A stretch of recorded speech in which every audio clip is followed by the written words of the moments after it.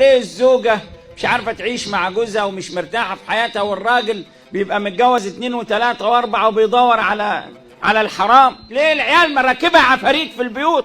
عارف ليه؟ والله العظيم المرجع الأول والمولد الأول لكل أساليب الشياطين الظاهرة والباطنة أكل الحرام. أكل الحرام.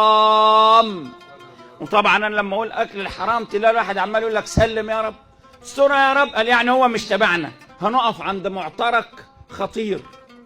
الراجل اللي فاتح الدرج ما كنتش ترمي له ال 100 جنيه ولا ال 200 جنيه ولا ال 500 جنيه عشان يقضي لك طلب، ما يسألش فيك ويرميك وانت راجل كبير ويوقفك ساعة واثنين وثلاثة. الطبيب اللي ما كنتش تروح له في العيادة ما يعملكش العملية.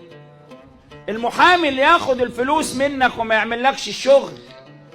المدرس اللي يضرب العيال علشان الدروس الخصوصية. علشان كده الحجاب اللي مانع بينك وبين الله جيبك هو سفير قلبك. حاول ترتب أوراق المحفظة واقعد مع نفسك، مش عيب. توب إلى الله، ولو كان فيها حاجة مش بتاعتك ردها لأصحابها.